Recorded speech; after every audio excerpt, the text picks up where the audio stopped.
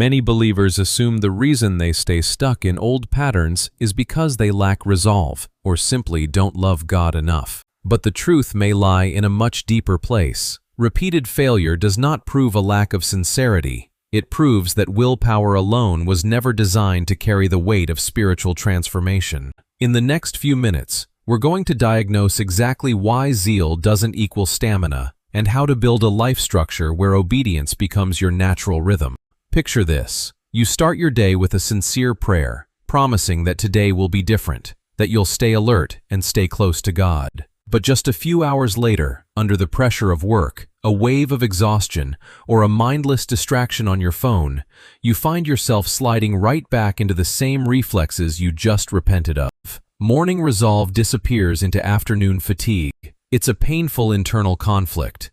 You don't lack conviction, but you lack the capacity to hold on to it. You love what is right, yet the rhythm of modern life seems to be training you in the exact opposite direction. This message is not here to just tell you to try harder. It's here to help you see what is quietly leaking your spiritual strength every single day. We're going to look at the true nature of self-control and how to restructure your life so that compromise is no longer the easiest path. If this resonates with the season of obedience you're walking through right now, please share a brief thought with me in the comments. Before we talk about practical solutions, we have to look at one vital reality: that sincerity and steadfastness are not actually the same thing. Many believers face a painful paradox every single day. You truly want to change. You truly repent. And the tears you shed before God are completely real. You made the promise. You felt the resolve. And you believed that this time would be different.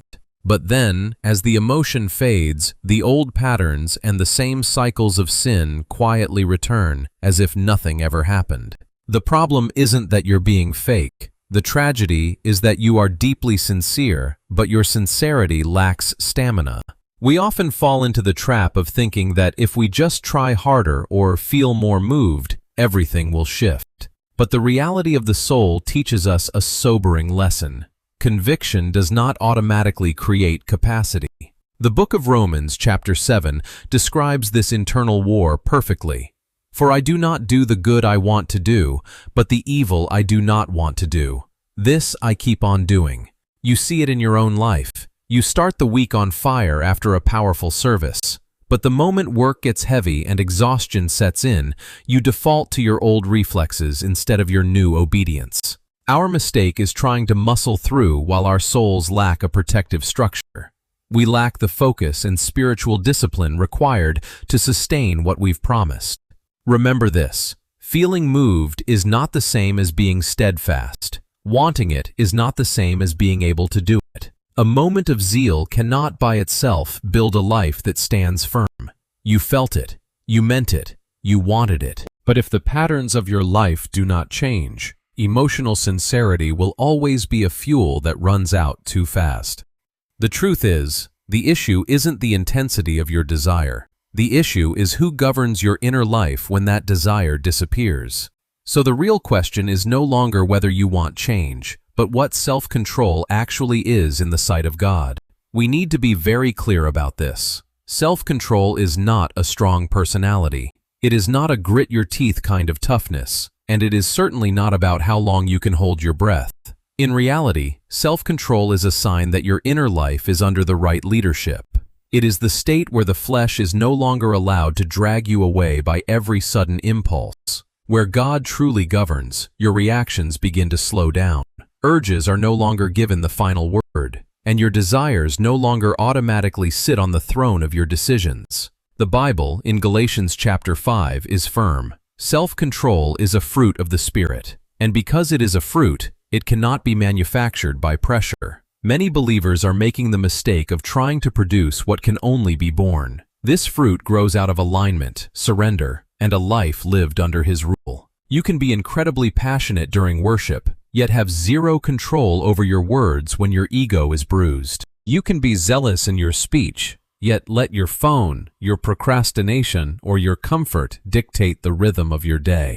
The truth is, we often think we are strong because of a spiritual high, but we are actually weak in the smallest areas, in our reflexes, our habits, and the things we do when no one is watching.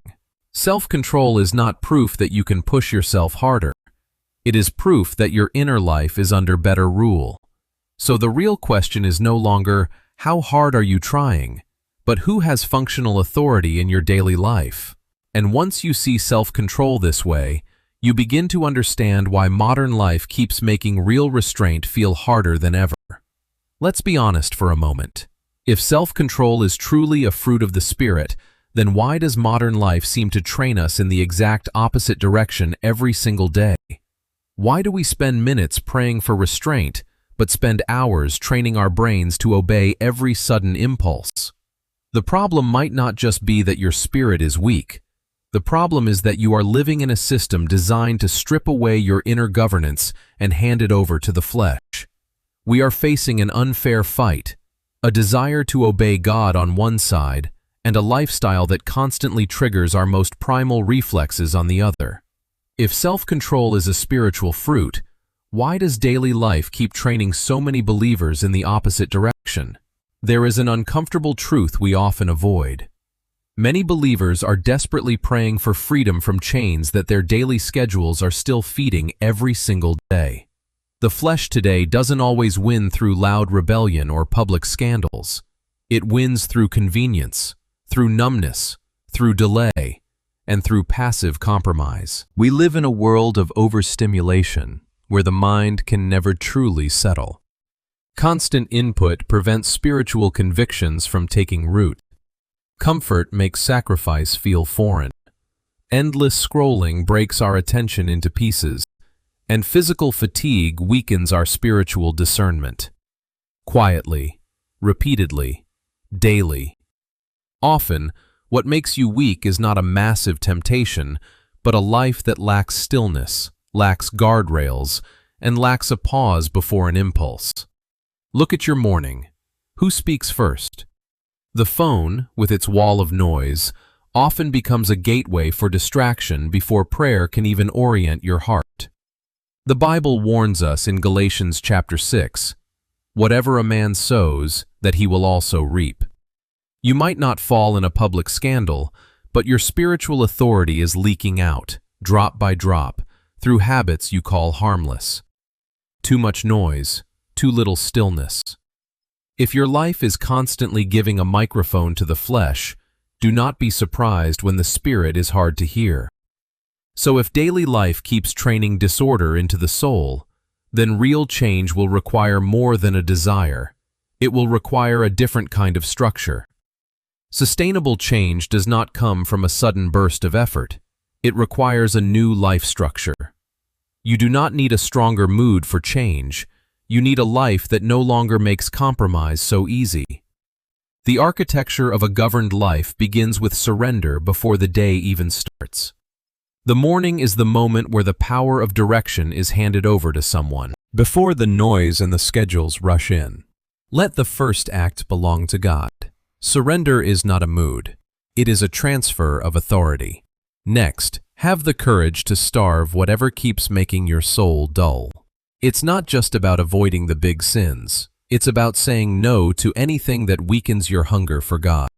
Boundaries are not cold restrictions. They are the mercy that protects your soul. True transformation moves through small acts of obedience until they become your natural rhythm. Your faithful choices in the smallest things, seen by no one, are quietly building a new capacity for your soul. As the scripture says, "Whoever is faithful in very little is also faithful in much." Finally, never live in the dark alone. A life that no one looks into is a life that easily justifies its own mistakes. Staying visible to trusted people is not just for confessing failure, it's for keeping the truth close to you at all times. You are not trying to create a more self-disciplined version of yourself. You are building a life that is easier for the Holy Spirit to lead. A life that is firm enough and quiet enough to hold what God wants to give you without leaking. Self-control grows where life is surrendered, guarded, trained, and seen. And this is why real change begins the moment you stop asking for stronger feelings and start building a more governed life. Sustainable change is never the result of a sudden burst of effort. It is the natural consequence of a life reordered under the governance of God. Your repeated failures do not define your love for Him. They simply show that personal willpower cannot replace a firm spiritual structure. True self-control begins to grow the moment you stop chasing explosive emotions and start building an inner life that is surrendered, guarded, and trained every single day. If you've stayed with me this far, I believe you aren't just looking for momentary comfort. You are someone who truly hungers for a maturity that can hold the greater things God wants to entrust to you. In this journey of reordering your inner life, what is the one specific thing you feel you need to surrender or restructure today? Please share your thoughts with me in the comments. And if you are looking for a community to grow with in clarity and practical obedience, I invite you to join us for the journeys ahead. You are not walking this path alone, and God is faithful in every step of refining your life, growing together in His lead.